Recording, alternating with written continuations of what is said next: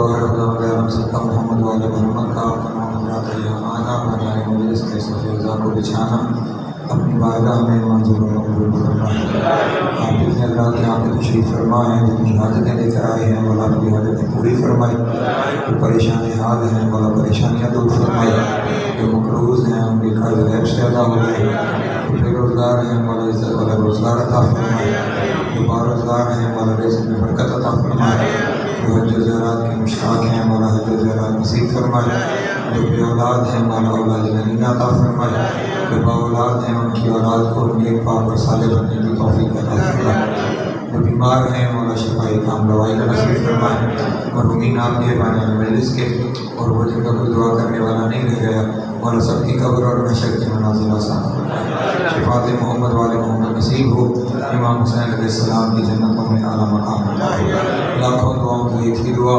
ہماری سے زمانہ کا ضرور جلد ہو جائے، ہم مولا کے نو پرچاکوں میں شمار ہوں، امام کی قربت نصیب ہو نصیب نہ ہو، خاتمہ بالخیر ہو عقائد حقیقہ کے ساتھ۔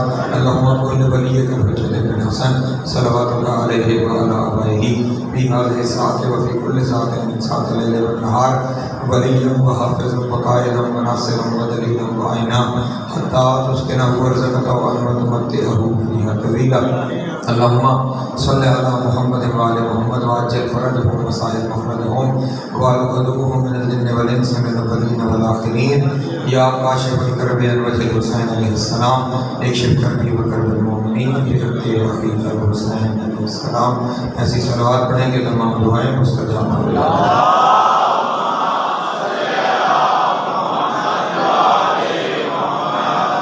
اعوذ باللہ من الشیطان الرجیم، بسم اللہ الرحمن الرحیم۔ الحمدللہ الاول بلا اول کان قبلہ والآخر بلا آخر یکون بعدہ۔ کثرت رؤیتہ ابصار الناظرین وعجزت عن نطقہ اوہام الواصفین، وصلی اللہ علی اشرف الانبیاء والمرسلین وخاتم النبیین ابی القاسم محمد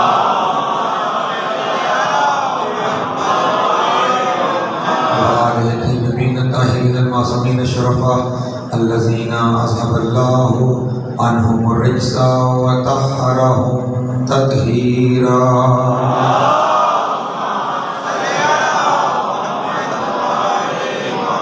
واللعنۃ الدائمۃ علی اعدائہم اجمعین من یومنا ھذا الی قیام یوم الدین۔ اما بعد فقد قال اللہ تبارک و تعالی فی محکم کتابہ المجید وفرقانہ الحمید وقولہ الحق وهو اصدق الصادقین۔ بسم اللہ الرحمن الرحیم، وکل شیء احصیناہ فی امام مبین۔ صلوات اللہ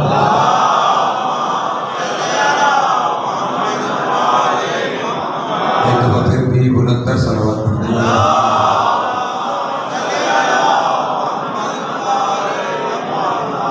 سامعین محترم عشرہ اربعین امام حسین علیہ السلام، اور آج مسلسل ہماری یہ کسی نشست ہے سلسلہ گفتگو جس عنوان کے تحت آگے بڑھ رہا ہے، وہ عنوان ہے معرفت امام زمانہ اور اطاعت امام زمانہ۔ کل آپ کے سامنے یہ بات عرض کی تھی کہ امام کو خداوند عالم صاحب اختیار بناتا ہے، اس کے پاس قدرت ہوتی ہے، اختیار ہوتا ہے، وہ اپنے قدرت اور اختیار کے لیے تخت و تاج کا محتاج نہیں ہے، تقویمی طور پر چیزوں پر اختیار رکھتا ہے، اور اختیار یقینی نتیجہ ہوتا ہے علم کا۔ اختیار کس کا یقینی نتیجہ ہے؟ علم کا۔ میں نے پہلے دن سے آپ کے سامنے عرض کر رہا ہوں کہ فطرت ہمیشہ ہماری رہنمائی کر دیتی ہے ہر حق کی طرف۔ ایک مثال عرض کروں تو بات زیادہ واضح ہو جائے گی۔ ہم نے فرض کیجیے آپ نے ملتان سے اسلام آباد کے لیے بائی ایئر سفر کرنا تھا، جہاز پہ آپ نے اسلام آباد جانا تھا۔ آپ ٹکٹ خرید کر ملتان ایئرپورٹ پر پہنچے اور آپ اس انتظار میں تھے کہ کب فلائٹ کا وقت ہو اور یہ جہاز پرواز کرے۔ اچانک آپ نے مجھے دیکھا کہ میں بھی وہاں پہ آیا، اور آپ نے قریب آ کے مجھ سے پوچھا کہ حضور خیریت، آپ یہاں کیسے؟ تو میں نے آپ کو جواب یہ دیا کہ جو فلائٹ ابھی ملتان سے اسلام آباد جانی ہے یہ میں نے اڑانی ہے، یہ میں اڑا کر لے کے جاؤں گا، تو آپ فوراً پلٹ کر مجھے کہیں گے کہ ہم مجلس تو آپ کی سنتے ہیں، جہاز میں آپ کے ساتھ نہیں بیٹھتے، ہم مجلس سننے آپ کے ساتھ جا سکتے ہیں، جہاز میں آپ کے ساتھ نہیں جا سکتے، پہلے یہ ثابت کیجیے کہ آپ کے پاس پائلٹ ہونے کی ڈگری یا سند موجود ہے یا نہیں۔ دین کے 4 لفظ جاننا اور بات ہے، جہاز اڑانا اور بات ہے۔ بیٹھیے ممبر سے تقریر بھی کیجیے، ہم سنیں گے بھی، دعا بھی کریں گے، دھار بھی دیں گے، لیکن جہاز آپ نہیں اڑا سکتے کیونکہ آپ کے پاس اس شعبے کا علم ہی موجود نہیں ہے، آپ اسے جانتے ہی نہیں ہیں۔ بندہ ملتان سے اسلام آباد اس کے ساتھ نہ جائے جو رسم کا علم نہ رکھتا ہو اور اس راستے کی سواری سے آشنا نہ ہو، اور پھر بندہ جنت جانے کے لیے ان کا دامن تھام لے جنہیں پتہ ہی نہ ہو کہ جنت کیا ہے۔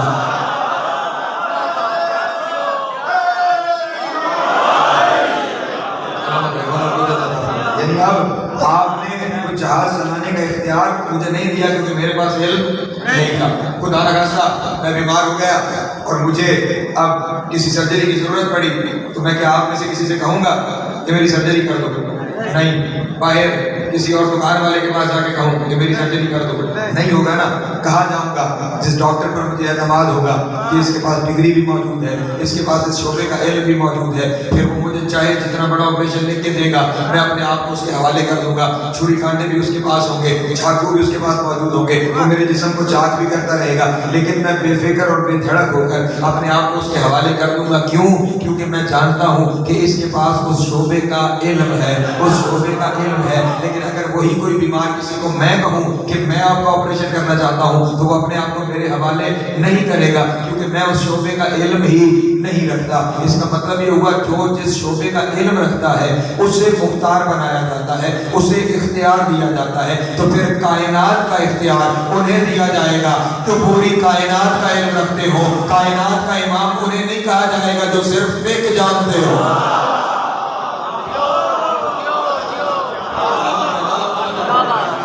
جو صرف فقہ کا علم جانتا ہو، جو صرف دین کا علم جانتا ہو، اسے کائنات کا امام، اسے فقیہ کہا جا سکتا ہے، اسے عالم کہا جا سکتا ہے، اسے مجتہد کہا جا سکتا ہے، اسے امام نہیں کہا سکتا۔ امام زمانہ وہ ہوتا ہے جو پوری کائنات کو اختیار کرتا ہے۔ جس کے اختیار میں ہوتا ہے اسے امام زمانہ کہا جاتا ہے، جو ہر علم کا مالک ہو اسے امام زمانہ کہا جاتا ہے۔ ہر علم ہو۔ ارے یہاں پہ تو صورتحال یہ ہے کہ وہ لوگ جو اپنی زبان کے علاوہ دوسری زبان نہیں جانتے ہیں، جو گفتگو کرنی پڑ جائے، مسئلہ پوچھنا پڑ جائے، درمیان میں ٹرانسلیٹر کی ضرورت پڑتی ہے کہ وہ بیٹھے اور انہیں ان کی زبان میں بات بتائے، پھر انہیں وہ بات سمجھ میں آئے، پھر وہ ہمارے مسئلے کا جواب دے۔ جو دوسرے کی زبان نہیں جانتا وہ اس کا امام کیسے ہو سکتا ہے؟ جسے اپنی حکومت چلانے کے لیے ایک ماہرین کی ٹیم کی ضرورت ہو، چھوٹی سی حکومت، چھوٹا سا علاقہ، چھوٹا سا خطہ چلانے کے لیے جسے اپنے ساتھ مددگار چاہیے ہو، وہ امام نہیں ہوتا۔ امام لوگوں سے مدد لیتا نہیں، امام مدد کرتا ہے۔ کائنات کی ہر چیز کا، یہاں میں نے کیا کہا آپ کے سامنے، سوال کرنے والا کسی دوسری زبان سے چلا جائے اس زبان کا ٹرانسلیٹر ڈھونڈنا پڑتا ہے کہ وہ ٹرانسلیٹ کر کے بتائے۔ اور وہاں امام کا کیا عالم ہے؟ ایک شخص بیٹھا ہوا ہے حضرت امام رضا علیہ السلام کے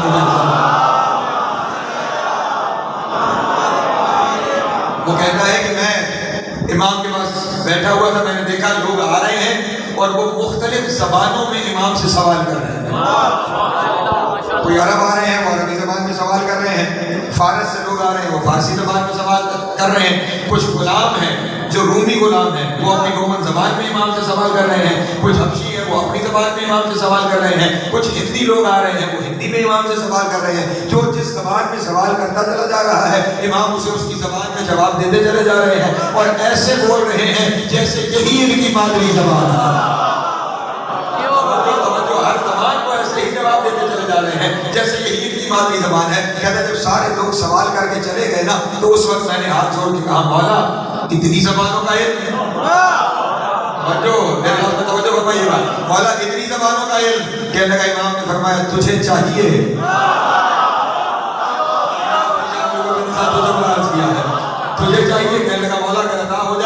تو اس سے بڑی بات کیا ہوگی؟ پھر توجہ فرمائیے گا، امام نے زمین سے پتھر اٹھایا، پتھر کنکر پتھر اٹھایا، اسے اپنا لعاب لگایا، وہ اسے کہا اپنے منہ میں رکھ، اس نے وہ امام کا لعاب لگا پتھر اپنی زبان پہ رکھا، اور اب جو ہٹایا تو کہنے لگا مولا 70 زبانوں کا عالم ہوگا۔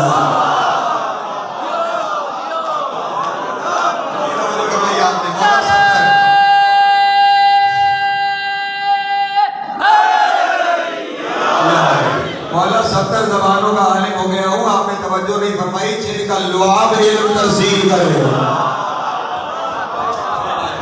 جن کا لعاب علم ترسیل کرے، بیماریاں نہیں۔ آج جو کہہ رہے ہیں کہ یہ وائرس پھیلتا ہے ماسک پہن کے رکھیں، کس وجہ سے؟ بولتے ہوئے جو لعاب آپ کے نکلتا ہے اسے وہ دوسرے تک بیماری نہ پھیلا سکے۔ اب جو پہن کے ماسک بیٹھا ہونا وہ عالم ہو سکتا ہے، امام زمانہ نہیں۔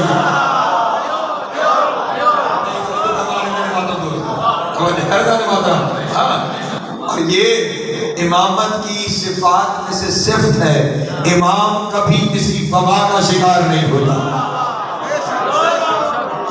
امام کبھی کسی وبا کا شکار، وبا رچ ہے، اور یہ جو طاہرہ و تطہیرہ کے مالک ہے، امام کبھی کسی وبا کا شکار نہیں ہوتا۔ یہاں پہ تو ان کے لعاب سے علم کی ترسیل ہو رہی ہے، ان کے لعاب سے علم بانٹا جا رہا ہے۔ اور پھر امام کی ایک اور صفت جو ہے وہ صفت یہ ہے، الامام لا یقول لا ادری، امام اسے کہتے ہیں جو کبھی کسی سوال کے جواب میں یہ نہ کہے کہ میں نہیں جانتا۔ لا یقول، کبھی بھی کسی بھی شعبے کے سوال کے جواب میں، صرف دین کے معاملے میں نہیں، کسی بھی شعبے کے سوال کے جواب میں وہ یہ نہ کہے کہ میں نہیں جانتا۔ جس امام کا بھی تذکرہ کیا ہے نا، امام زمانہ کی معرفت ہے، تشریف فرما ہے اپنے حجرے میں، وہاں مامون رشید نے اپنے کچھ حواریوں کے مشورے سے تمام مسالک کے علماء کو اکٹھا کیا، تمام مذاہب عالم کے علماء کو اکٹھا کیا۔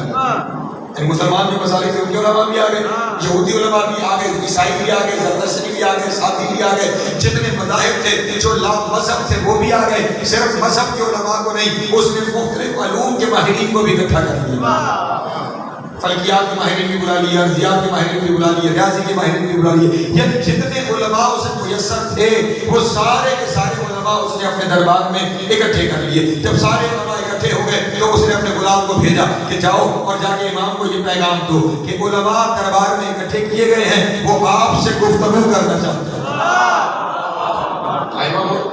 جا کے پیغام دو کہ کہاں پہ علماء آئے ہیں اور آپ سے گفتگو کرنا۔ غلام آیا، اس نے امام سے آتے کہا کہ وہاں لوگوں کو اکٹھا کیا گیا ہے، آپ کو بلایا گیا ہے، علماء آپ سے گفتگو کرنا چاہتے ہیں۔ امام نے کہا جا، ہم کچھ دیر میں آتے ہیں۔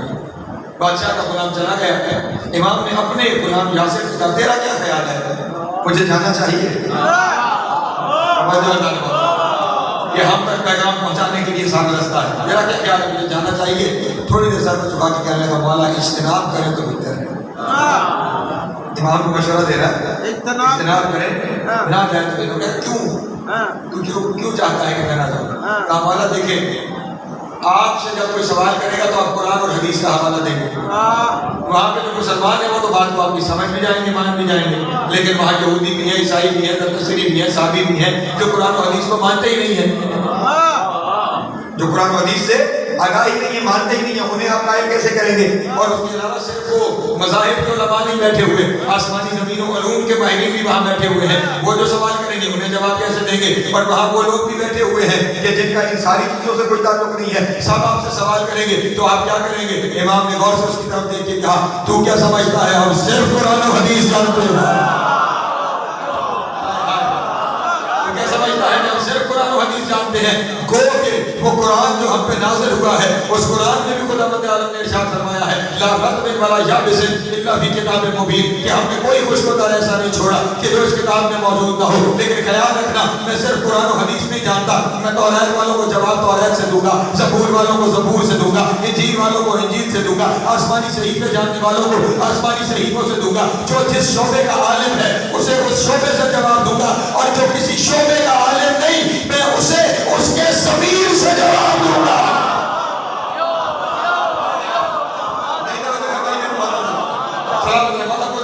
میں اسے اس کے ضمیر سے, یعنی جو اپنے اندر وہ محسوس کر رہا ہوگا, جو اس کے ضمیر میں ہوگا, اس سے جواب دوں گا. اس کا مطلب امام وہ ہے جس کے سامنے کچھ کہنے کی ضرورت نہ پڑے, جو دلوں کے حالے سے واقف ہو, اسے امام کہا جاتا ہے. امام ہر سوال کا جواب عطا کرتا ہے. اسی لیے تو جو پہلا امام تھا اسی نے اعلان کر دیا تھا سلونی سلونی سلونی سلونی قبل ان تفضلونی اما ما فوق العرش انی اعلم بطرق السماء من طرق الارض. سنو, پوچھو جو پوچھنا چاہتے ہو, چاہے عرش سے آگے کی باتیں پوچھو, دون العرش, چاہے عرش سے آگے کی باتیں پوچھو. میں آسمان کے رستوں کو زمین کے رستوں سے بہتر جانتا ہوں. کاش کوئی اس وقت موجود ہوتا پوچھنے والا, تو آج لوگوں کو آسمانوں کے رستے ڈھونڈنے کے لیے 14 صدیاں نہ لگتی. اللہ علی وہیں بیٹھے بتاتا.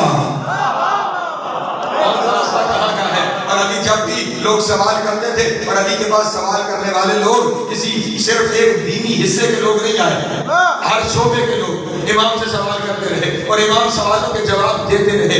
نئے نئے سوال, نئے نئے جواب, حتیٰ کہ کوئی سوال بار بار دہرائے گئے کہ رستہ بدل کے جواب دیں, رستہ بدل کے جواب دیں, رستہ بدل کے جواب دیں. اور امام ہر سوال کا جواب رستہ بدل بدل کر دے رہے ہیں, پھر اسی منزل پر پہنچا رہے ہیں. اور آگے تھک کے لوگوں نے کہا کہ مولا آپ تو سوچتے بھی نہیں ہیں اور فوراً سوال کا جواب دے دیتے ہیں. امام نے فرمایا یہ ساری کائنات میرے سامنے ایسے ہے جیسے تیرے سامنے تیرے ہاتھ کی ہتھیلی.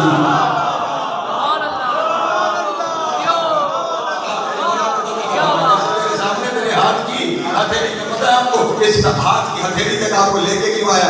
کیا امام نے ارشاد فرمایا ساری کائنات میرے لیے ہتھیلی, جو مکہ نہیں, مدینہ نہیں, دنیا نہیں, یہ ساری کائنات. کائنات کا تصور ہے کسی کے ذہن میں؟ کائنات کہتے کسے ہیں؟ گجروں میں رہنے والے کیا جانے کہ کائنات کی رخصت ہے. میں نے کبھی شاید مثال کی تھی کہ اگر کوئی ایک مینڈک کسی کنویں میں ہی پیدا ہوا اور وہیں پہ وہ بڑا ہو گیا, اور اگر اس سے پوچھ لیا جائے کہ آسمان کتنا ہے تو وہ کہے گا اتنا جتنا کنویں کے دہانے سے دکھائی دیتا ہے. اور اگر اسے کنویں سے باہر نکال دیا جائے تو وہ دیکھ کے پاگل ہو جائے گا کہ یہ معاملہ ہے کیا, اور یہ آسمان پھیلا ہوا کہاں تک ہے. علی کو ان سے پوچھا جاتا ہے جو کنویں کے مینڈک ہیں.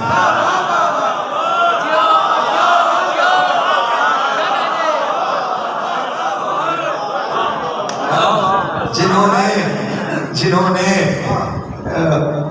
کسی فقہ کی کتاب کے علاوہ کبھی کتاب کھول کے ہی نہیں دیکھی.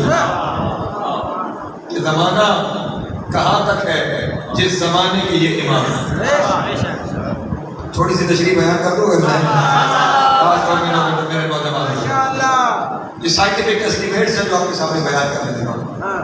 یہ جو ایک انسان ہے, یہ جس پورا عرش میں رہتا ہے, یہ اس زمین اس انسان کے مقابلے میں 20 ارب کھرب گنا بڑی ہے. صرف یہ پورا عرش اس انسان کے مقابلے میں 20 ارب کھرب گنا بڑی یہ کرۂ ارض ہے. اور اس کرۂ ارض سے 10 لاکھ گنا بڑا ہے یہ سورج جس سے ہمارے لیل و نہار وابستہ ہے.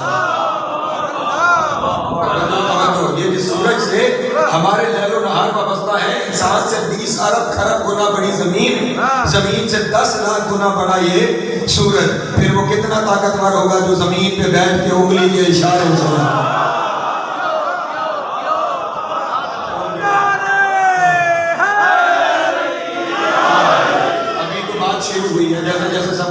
آگے بڑھے گا کچھ لوگوں کی حیرتوں میں اضافہ ہوگا. 10 لاکھ گنا بڑا یہ سورج. اس سورج سے آگے ایک اور سورج ہے جس کا نام ہے ایٹا کورینائن. وہ ایٹا کورینائن ہمارے سورج کے مقابلے میں 50 لاکھ گنا بڑا. ہمارے سورج کے مقابلے میں 50 لاکھ گنا 50 گنا نہیں 50 لاکھ گنا بڑا ہے. اس سے آگے ایک اور سورج ہے جس کا نام ہے بیٹل جوس. وہ ہمارے سورج کے مقابلے میں 30 کروڑ گنا بڑا ہے. زمین سے 10 لاکھ گنا بڑا یہ سورج. اس سورج سے آگے ایٹا کورینائن وہ اس سے 50 لاکھ گنا بڑا. اس سے آگے بیٹل جوس وہ ہمارے سورج سے 30 کروڑ گنا بڑا. اس سے آگے ایک اور سورج ہے جس کا نام ہے بی وائی کینس میجورس. وہ ہمارے سورج کے مقابلے میں 1 ارب گنا بڑا. ہمارے سورج کے مقابلے میں 1 ارب گنا بڑا ہے. ابھی میں نے آپ کو 5 سورج گنائے ہیں. ایسے 300 ارب سورج مل کے ایک کہکشاں بناتے ہیں. توجہ میرے محترم دوست. 300 ارب سورج مل کے ایک کہکشاں گلیکسی بناتے ہیں. ہم جس کہکشاں میں رہتے ہیں اس کا نام ملکی وے ہے. یہ اتنی بڑی کہکشاں ہے کہ اگر کوئی شخص ایسی سواری پہ بیٹھے کہ جو سواری 1 سیکنڈ میں 3 لاکھ کلومیٹر کا سفر کرے. 3 کلومیٹر نہیں 300 3000 نہیں 1 سیکنڈ میں اسپیڈ آف لائٹ سے ٹریول کرے.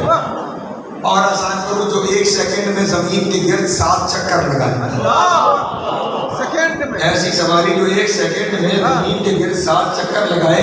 اگر آپ ایسی سواری میں بیٹھ جائیں تو اسے ہماری کہکشاں عبور کرنے کے لیے 1 لاکھ سال چاہیے.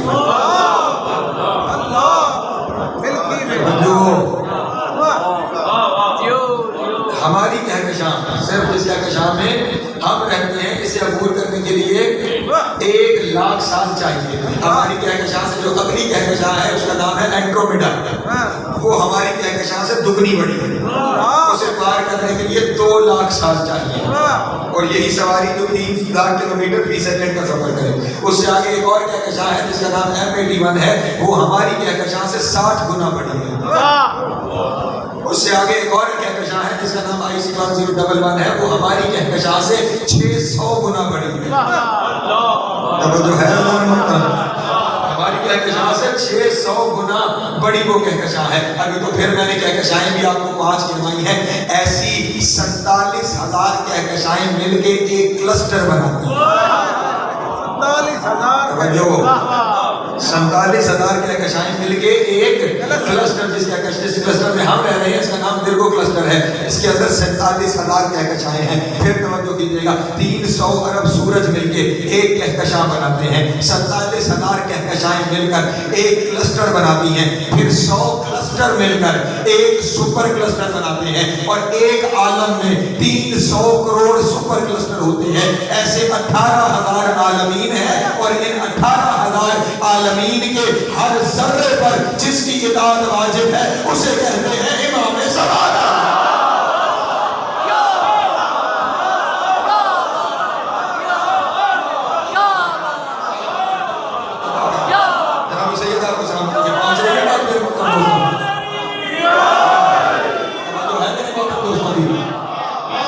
جو یہاں تک ہے اور یہ بھی ابھی تک وہ ہے جو معلوم ہو گیا ہے.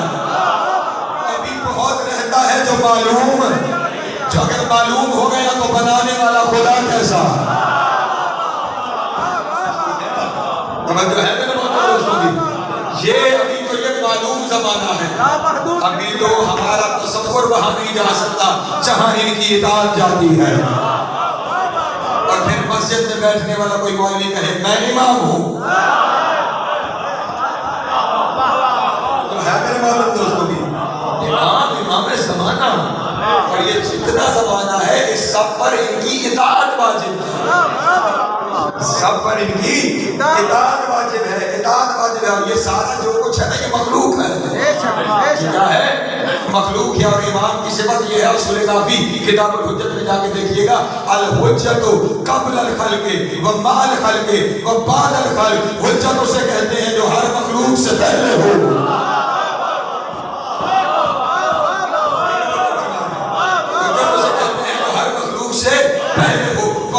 الخلق اور ہر مخلوق کے ساتھ ہو، وبعد الخلق اور ہر مخلوق کے فنا ہونے کے بعد پھر حجت باقی رہے۔ میری بات مان دوستوں تک، یہ ہوتا ہے امام زمانہ، جسے اپنے کل کا پتہ نہ ہو وہ کیسا امام ہے۔ دنیا جنہیں امام بنائے پھرتی ہے نا، یہ سارے امام یا جنہیں بننے کی خواہش ہو رہی ہے، یہ سارے امام موت و حیات کے محتاج ہیں۔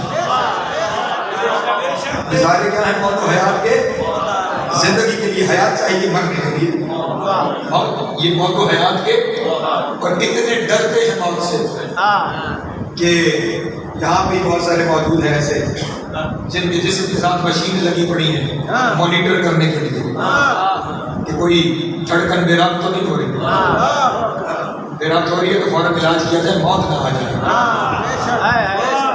امام وہ ہے کہ جس کی موت اس کے اختیار سے آتی ہے۔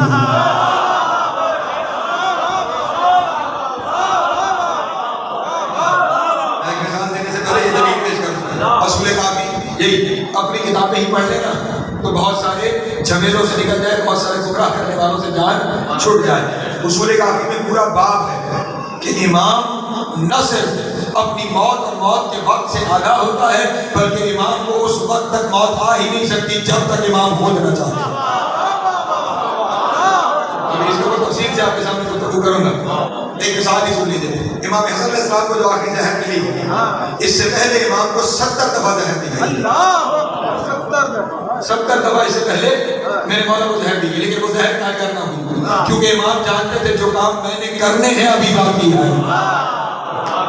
جو ہے میرے محترم دوستوں، تو یہ موت بھی امام کے اپنے اختیار سے امام کو آتی ہے۔ امام موت و حیات کا محتاج نہیں ہے، جو موت و حیات کا محتاج ہو وہ امام نہیں ہوتا۔ ابھی میں نے آپ کے سامنے کیا کہا، حجت وہ ہے جو خالق سے پہلے، جو ہر پریشان تو نہیں ہو رہا نا، طرز دنیا کا نہیں ہے اس طرح کی گفتگو کرنے کا، لیکن میری مجبوری ہے۔ حجت وہ ہے جو خالق سے پہلے ہے۔ اب خالق میں کیا ہے؟ تبارک الذی بیدہ الملک وہو علی کل شیء قدیر الذی خلق الموت والحیات۔ اللہ وہ ہے جس نے موت اور حیات کو خلق کیا ہے۔ موت و حیات مخلوق ہے، امام قبل مخلوق ہے۔ حیات مخلوق ہے، امام قبل مخلوق ہے، مخلوق سے پہلے بھی موجود تھا۔ تو اب اگر کوئی کہے کہ اس حیات سے پہلے وہ زندہ کیسے تھے، تو اتنا ہی جواب ہے جیسے وہ زندہ تھا۔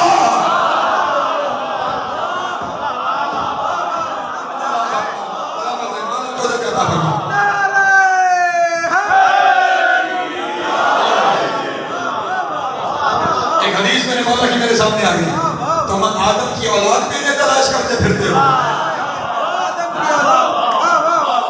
امام ارشاد فرماتے ہیں، ان اللہ خلق محمد و اسنا عشر معه قبل خلق آدم ب400 الف عام و 24 عام۔ اللہ نے آدم سے 4,24,000 سال پہلے ہمارے نور کو خلق کیا۔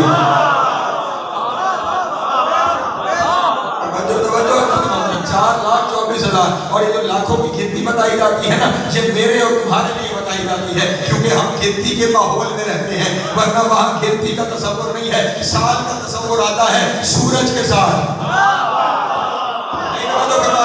سال کیا ہے؟ سورج اور چاند کے ساتھ چلتے ہیں، اور سورج اور چاند مخلوق ہے، یہ مخلوق سے پہلے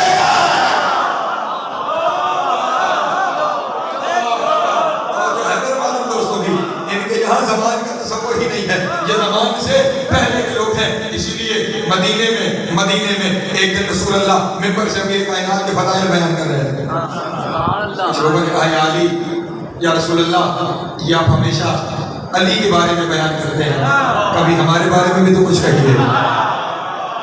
حضرت ہوتی ہے، حضرت ہے، کبھی کچھ ہمارے بارے میں بھی ارشاد فرمائیے۔ رسول نے فرمایا اپنی مرضی سے تو کہتا کچھ نہیں،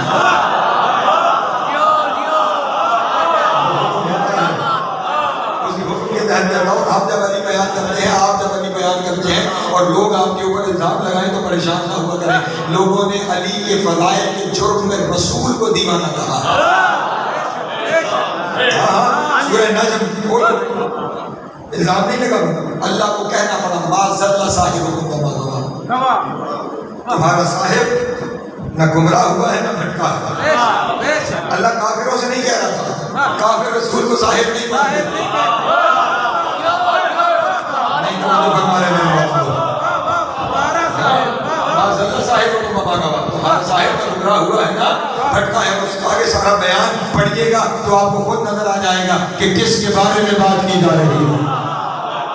بلکہ پہلی آیت ہی بتا رہی ہے کہ بات کس کے بارے میں کی جا رہی ہے. اس آیت کو پہلی جو آیت ہے نا, کبھی قسموں کی گفتگو ہوئی تو آپ کے سامنے گفتگو کروں گا کہ قسموں کا طریقہ کار کیا ہوتا ہے. اللہ نے یہ کہنے سے پہلے نا کہ میرا تمہارا صاحب نہ گمراہ ہوا ہے نہ بھٹکا ہے, اس کی دلیل دی ہے. والنجم اذا ہوا, قسم ہے ستارے کی جب وہ پیشانی کے بل اترا.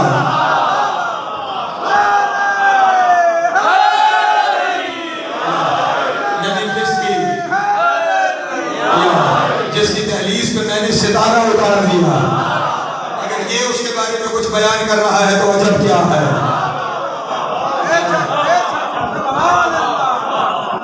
رسول اللہ کچھ ہمارے بارے میں رسول نے اچھا کر اس طرح کرو, کل صبح سورج طلوع ہونے سے پہلے یہ مدینے کے باہر ایک پہاڑی ہے کوہ عینین. اس عینین اس لیے کہتے ہیں کہ یہ آنکھوں کی طرح ایسے درمیان میں لگا ہے اور اس طرح کوئی عینین کہا جاتا ہے. اس پہ چلے جاؤ سورج طلوع ہونے سے پہلے, اور جیسے ہی سورج طلوع ہو سورج کو سلام کرنا, جسے جواب آ گیا کان سے اسی کے بتایا.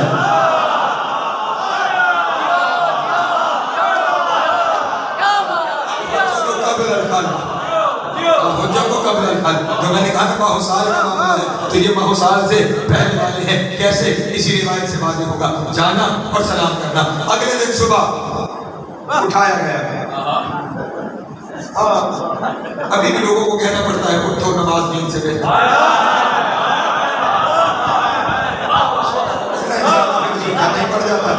اٹھایا گیا, چلے پہاڑ کی چوٹی پہ پہنچے, سورج کی پہلی کرن طلوع ہوئی. لوگوں نے سلام کیا, نہ جواب آنا تھا نہ جواب آیا. علی نے جو سورج کو سلام کیا تو پلٹ کر جواب آیا وعلیک السلام یا اول والآخر.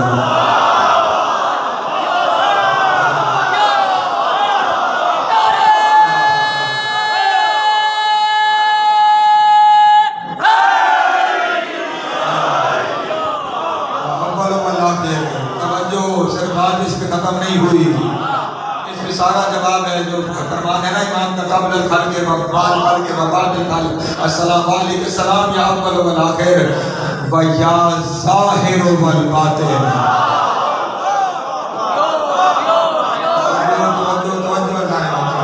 اے اول و آخر علی تجھے سلام, اے ظاہر و باطن علی تجھے سلام.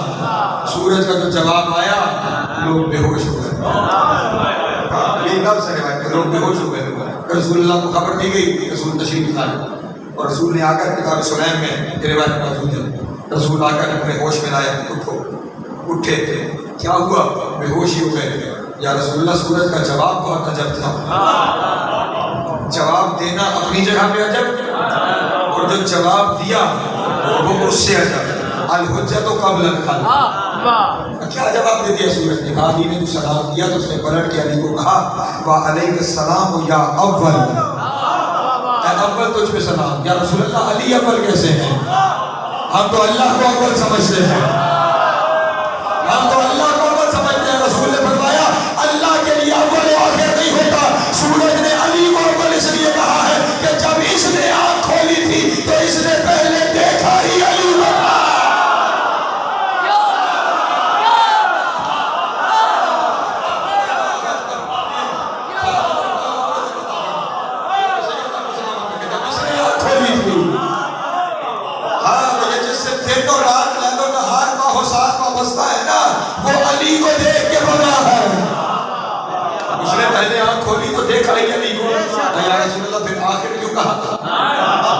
آخر کیوں کہا؟ کہا میں نے تمہیں قرآن میں نہیں بتا رکھا جب ہر چیز فنا ہو جائے گی تو اس وقت ایک پوچھنے والا سوال کرے گا لمن الملک اليوم، آج حکومت کس کی ہے؟ اور کوئی جواب دینے والا کہے گا للہ الواحد القہار، آج حکومت اللہ واحد و قہار کی ہے۔ کبھی تم نے سوچا جب سب کچھ فنا ہو گیا پھر پوچھ کون رہا ہے، جواب کون دے رہا ہے؟ اس نے کہا یا رسول اللہ پھر آپ ہی بتا دیں پوچھنے والا کون ہے، جواب دینے والا کون ہے؟ رسول نے فرمایا پوچھنے والا میں محمد ہوں، جواب دینے والا علی ہے۔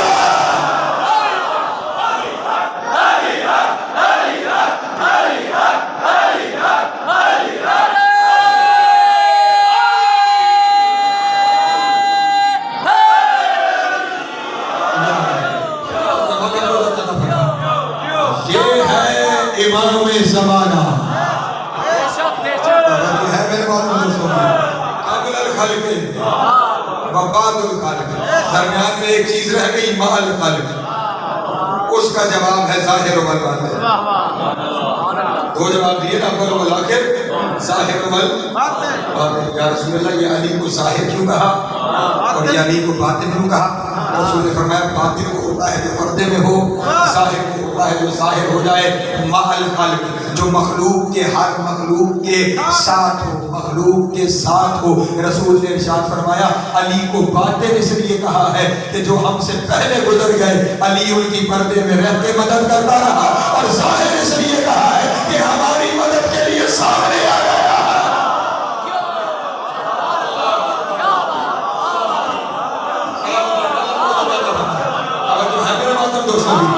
یہ ہے قبل الخلق وبعد الخلق ومع الخلق، یہ خلق سے پہلے ہے۔ جب خلق سے پہلے ہے نا، اس کا مطلب یہ ہوگا یہ خود خلق نہیں ہے۔ پتہ نہیں میں کیا کہہ رہا ہوں، آپ کہاں بیٹھے ہوئے، تھوڑا سا جاگے گفتگو کسی اور جانب ہے۔ آپ سلام کا فرمان نہ ہو میں زبان مٹانے کے لیے تیار، حجت خلق سے پہلے، اس کا مطلب خود خلق نہیں ہے، خلق کے بعد ہے، اس کا مطلب خود خلق۔ اب جو خود خلق نہیں ہے تو پھر کیسے ہے؟ تو معصوم نے ارشاد فرمایا ان اللہ اخترعنا من نور عظمتہ و جلالہ، اللہ نے ہمیں خلق نہیں کیا، اس نے اپنی عظمت و جلال کے نور سے ہمیں اختراع کیا۔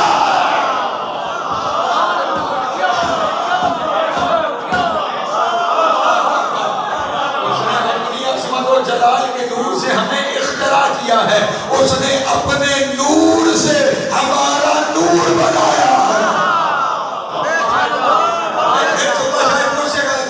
اس نے اپنے نور سے ہمارا نور بنایا نہیں، اس نے اپنے نور سے ہمارا نور جدا کیا ہے۔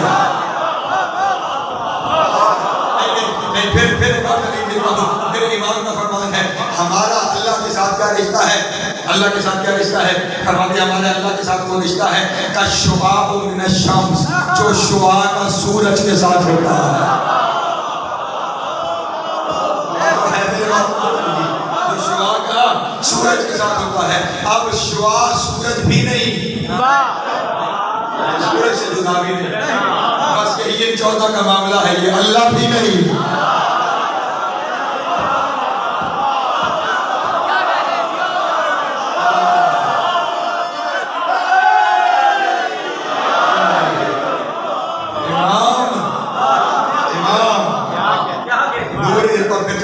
یہاں پہ بات اور واضح کرتے تاکہ اگر ذہنوں میں کوئی پریشانی ہے تو وہ پریشانی بھی دور ہو جائے۔ جب کسی چیز سے کوئی چیز الگ کی جائے نا تو جس سے الگ کی جاتی ہے وہ ناقص ہو جاتا ہے۔ یہ سسٹم میں ایسے بھائی بتا دوں، لیکن اب اللہ کے بارے میں تو ناقص کا تصور ہی نہیں، وہ تو کامل ہی کامل ہے، اکمل ہی اکمل ہے، اس کو یہاں نقص کا تصور نہیں، پھر جدا کیسے ہوئے؟ اگر نہ سمجھ میں آ رہی ہو تو کبھی کسی نے کسی دیے سے دیا جلائیے گا،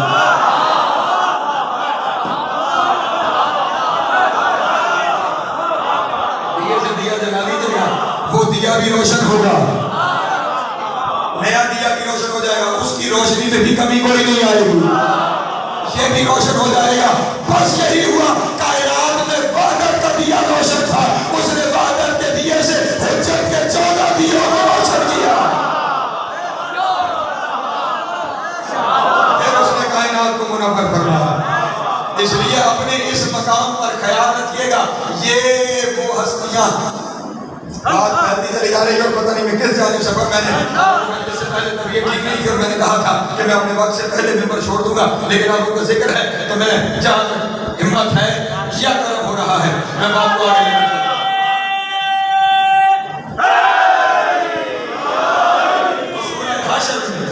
خدا بندہ اللہ ارشاد فرماتا ہے، اللہ کون ہے؟ اللہ الخالق الباری المصور لہ الاسماء الحسنی۔ اللہ خالق بھی ہے، اللہ باری بھی ہے۔ نیچے جا کے ترجمہ پڑھیے گا، خالق بھی بنانے والا، باری بھی بنانے والا۔ یہ خالق بھی بنانے والا، باری بھی بنانے والا، تو ایک ہی آیت میں دونوں لفظوں کو لانے کی ضرورت کیا ہے؟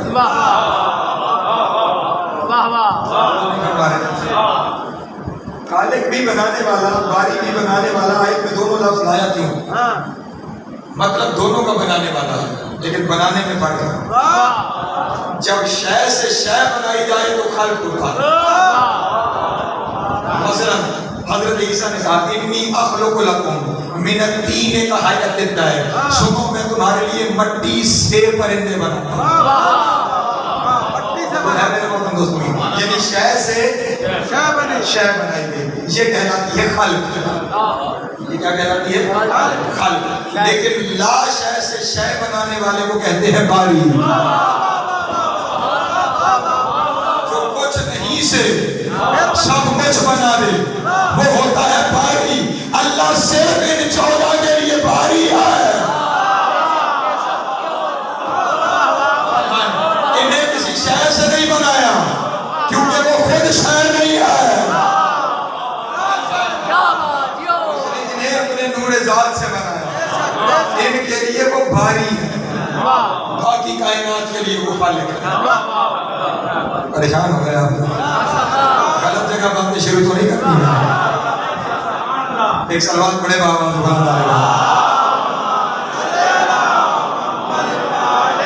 اب تو اپنی تخلیق میں ہی جدا ہے۔ چلیے پھر قرآن کی طرف چلتا ہوں، سورہ یاسین، خدا کی قسم کوئی پروگرام نہیں ہے۔ بسم اللہ۔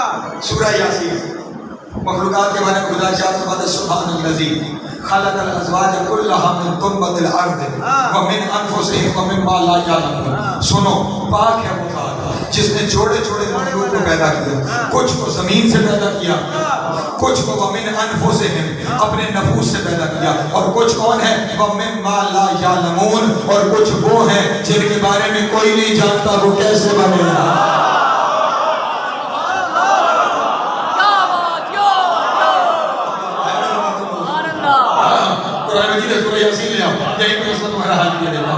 کچھ وہ ہیں کہ جنہیں زمین سے اگایا، کچھ وہ ہے من انفسہم جسے آپ ریپروڈکشن کہتے ہیں، وجود سے وجود بنانا، انسان سے انسان بنا، جانور سے جانور بنا، ٹھیک، فرشتے ایک روح سے دوسرا، دوسرے سے تیسرا، ٹھیک، یہ سارے من انفسہم۔ اور تیسرے کون سے ہیں؟ مما لا یعلمون، جن کے بارے میں کوئی نہیں جانتا، جن کے بارے میں کوئی نہیں جانتا۔ پھر شرم کرنی چاہیے ان بد نصبوں کو، جب تم جانتے نہیں ہو کہ یہ بنے کیسے ہیں تو بحث کیوں کرتے ہو کہ پیدا ہوئے ہیں یا ظہور ہوا؟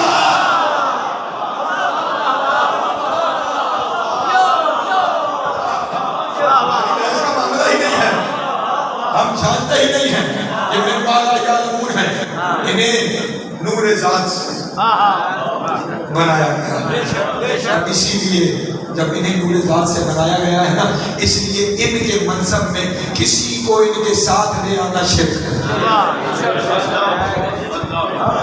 خیال رہے اپنے بھی اور پرائے بھی، کسی کو امام زمانہ ان کے علاوہ کہا شرک ہو جاتا ہے، کسی کو ولی امر ان کے علاوہ کہا شرک ہو جاتا ہے۔ دلیل قرآن سے پیش کرتا ہوں۔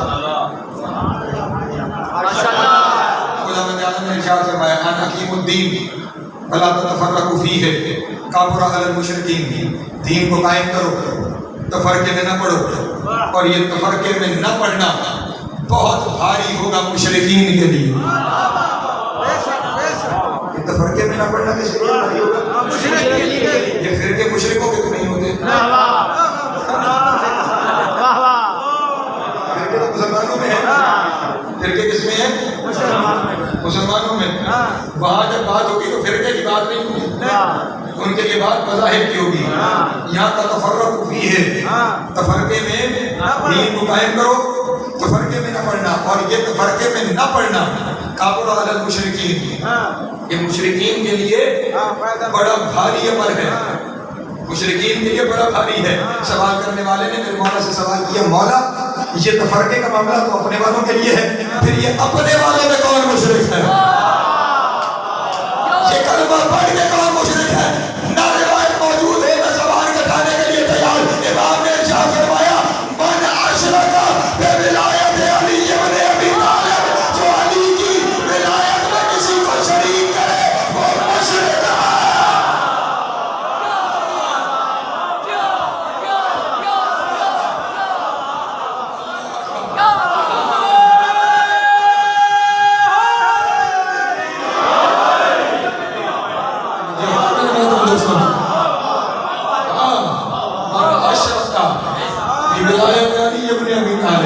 جو علی کی ولایت میں کسی کو شریک کرے. اسی کی تشریح میں امام جعفر صادق علیہ الصلوۃ والسلام،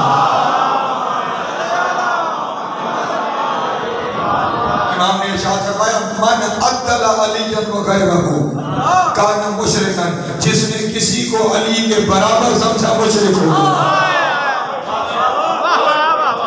کلام باہر والوں سے نہیں، اپنوں سے نہیں. جس نے کسی کو علی کے برابر علی وغیر علی کے غیر کو، یہ جو علی کے 11 بیٹے ہیں نا، یہ علی کے غیر نہیں ہے،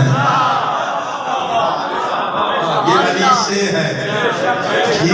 تو یہ تو ہیں، ان کے علاوہ اگر کسی کو علی کے برابر سمجھا، یہ عدل کا لفظ میں نے شاید کبھی تشریح کی ہو، عدل سے ہی نکلا.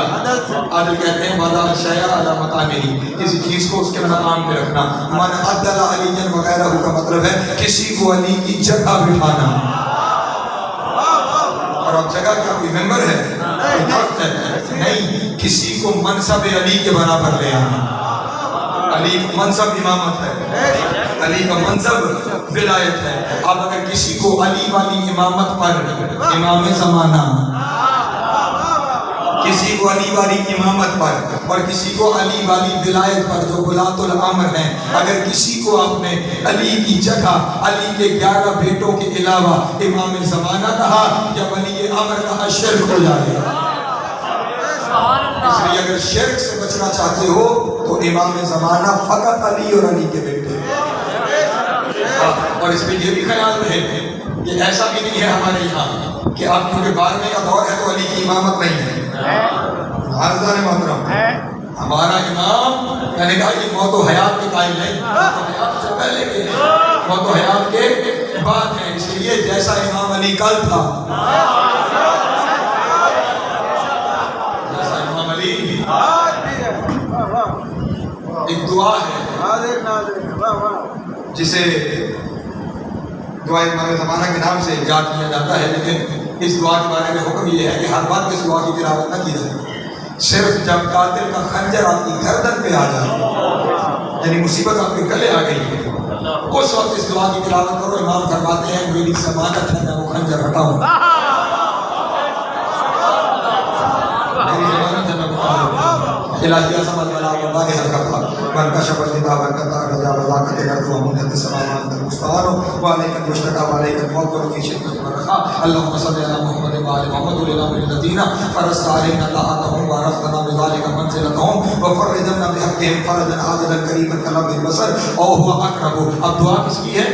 امام زمانہ کی. لیکن او هو اقرب کے بعد کہنا ہے یا محمد یا علی،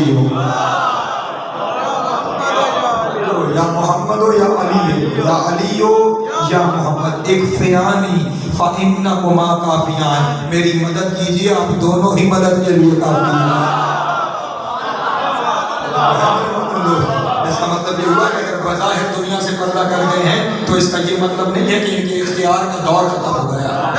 نہیں، ان کے اختیار کا دور ویسے ہی قائم ہے. اور اس اشرے میں ایک وقت آئے گا جب ان کے پلٹنے پہ میں آپ کے سامنے گفتگو کروں گا. ایک صلوات پڑھیں گا آواز میں بلند عالم.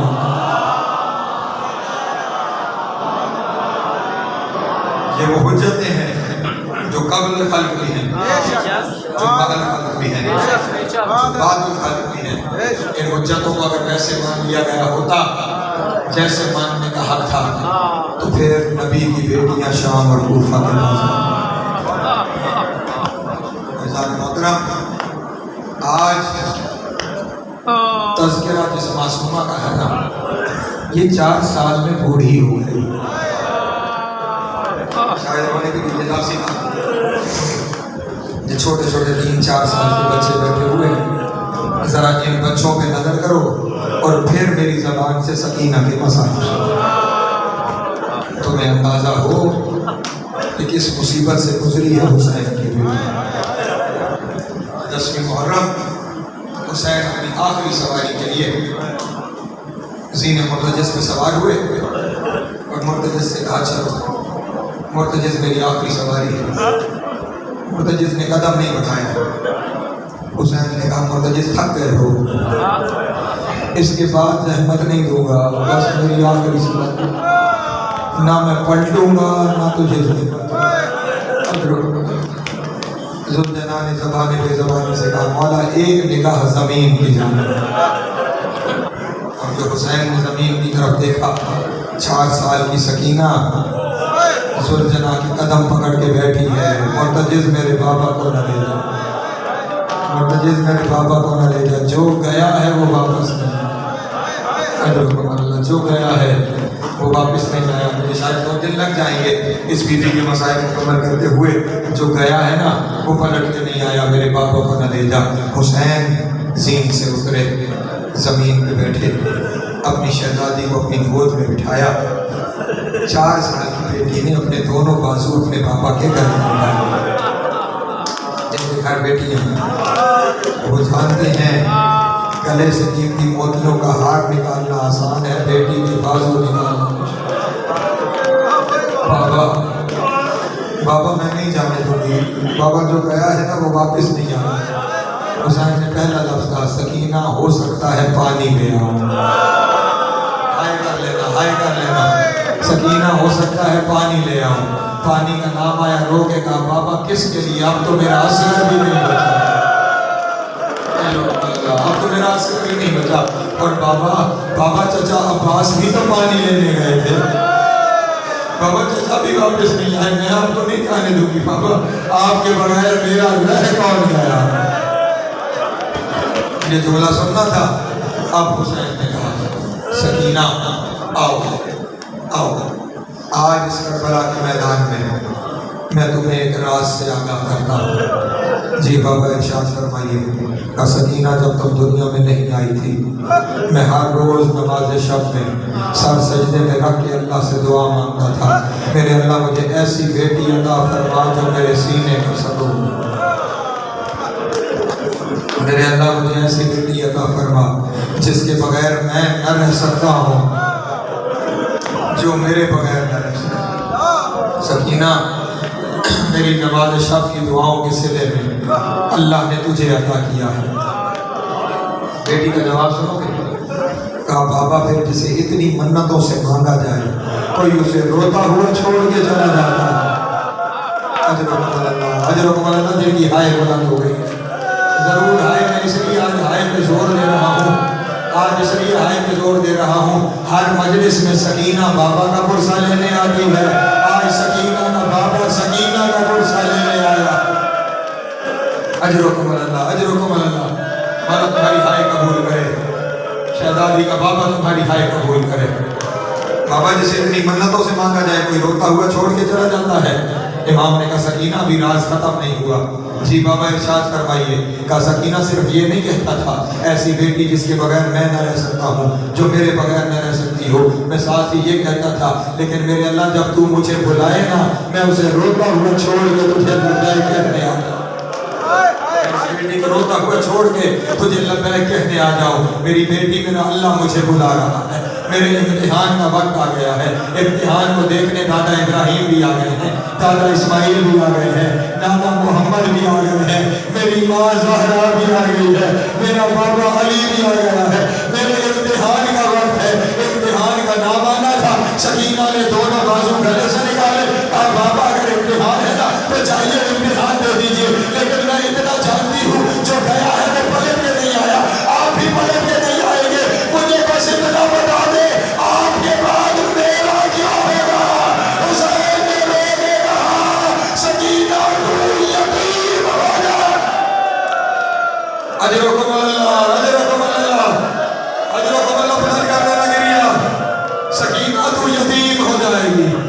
سکینہ تو یتیم ہو جائے گی. اب بچی کی معصومیت دیکھو گے. میں نے کہا 3 4 سال 5 سال کے بچے بیٹھے ہوئے ہیں, بچی کی معصومیت دیکھو گے. پلٹ کے پاپا سے جب سوال کیا, بابا یتیم کسے کہتے ہیں؟ بابا یتیم کسے کہتے ہیں؟ حسین نے کربلا کی ریت اٹھائی, سکینہ کے سر میں ڈال کے کہا, سکینہ یتیم کسے کہتے ہیں؟ سکینہ سمجھی شاید یتیم بس یہی ہوتا ہے کہ جس کے سر میں مٹی ڈال دی جائے. لیکن شام غریبہ جب شیخر نے تماچے مارے, کانوں سے تیر چھینے, مقتل کی طرف دیکھ کے کہتی تھی, بابا یہ تو نہیں بتایا تھا کہ لوگ یتیموں کو تماچے بھی مارتے ہیں, لوگ یتیموں کے دور بھی چھیڑ.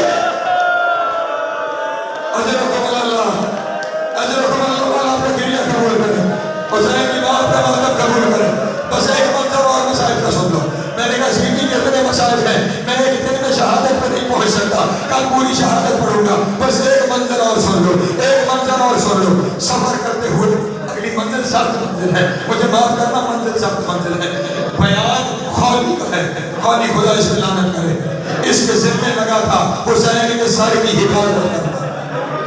یہ بیان کرتا ہے کہ ہم جب حوصلے سے, ہم جب بازاروں سے گزرتے تھے, ہم حسین کا سر نوکے نیزہ پہ سوار کر لیتے تھے. جب کہیں پڑاؤ کرتے تھے, سر صندوق میں رکھ لیتے تھے. پھر جب سفر کرتے تھے, پھر سر نوکے نیزہ پہ لگاتے تھے. تم حسین کی 13 ضربوں کو روتے ہو, اللہ جانے کربلا سے شام تک کتنی دفعہ ذبح ہوا ہے زہرا کا. اجرکم اللہ, اجرکم اللہ. وہ کہتا ہے ایک منزل آئی, بس آخری جملے ہیں. وہ کہتا ہے ایک منزل آئی, ہم نے پڑاؤ کیا, رات کا وقت تھا. کہتا ہے میں نے حسین کا سر صندوق میں بند کر کے صندوق کو تالا لگا دیا. سامنے کھلے میدان میں نبی کی اولاد بیٹھی ہوئی تھی. کہتا ہے جیسے جیسے رات بڑھتی گئی, بچے زمین پہ لیٹ کر سوتے گئے. کہتا ہے میں نے دیکھا ایک بچی ہے, نہ دائیں کروٹ لیٹ سکتی ہے. سمجھ رہے ہو نا کیوں نہیں کسی کروٹ لیٹ سکتی ہے؟ نہ دائیں کروٹ لیٹ سکتی ہے, نہ بائیں کروٹ لیٹ سکتی ہے. لیکن پھر بھی میرے ڈر سے اللہ جانے کیسے وہ زمین پہ لیٹی. لیکن کہتا ہے میں نے دیکھا ہر تھوڑی دیر کے بعد سر اٹھا کے میری جانب دیکھتی ہے, سر اٹھا کے میری جانب دیکھتی ہے. کہتا پھر جب مجھے بیٹھا ہوا پاتی ہے, پھر اپنا سر زمین پہ رکھ دیتی ہے. کہتا کچھ دیر کے بعد مجھے یہ احساس ہوا جیسے شاید یہ بی بی اس انتظار میں ہے کہ میں سو جاؤں, میں سو جاؤں. کہتا میں نے بہانہ کیا, میں زمین پہ لیٹا, میں نے اپنی آنکھیں نیند با کر لی. کہتا کچھ دیر کے بعد اس بچی نے سر اٹھا کے دیکھا, تم نے بڑا گریہ کرنا ہے, سر اٹھا کے دیکھا, بچی کو اندازہ ہوا کہ میں سو گیا ہوں. جیسے ہی اسے محسوس ہوا نا میں سو گیا, وہ اپنی جگہ سے اٹھی کونیوں کے بعد چلی, گھٹنیوں چلتی ہوئی, کونیوں چلتی ہوئی, اور صندوق کے پاس آئی جس میں حسین کا سر تھا. اپنا رخسار صندوق سے لگایا, آہستہ سے کہا بابا.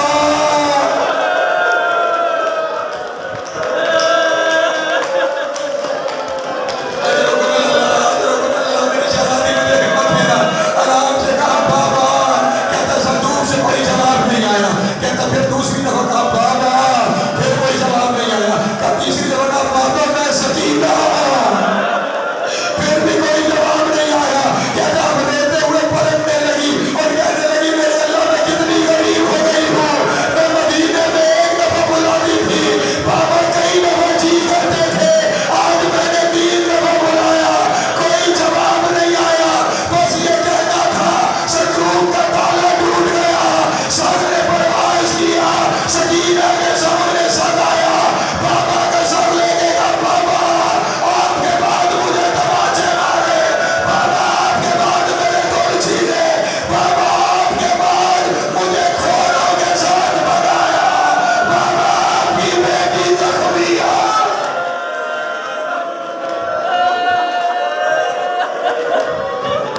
ماتم حسین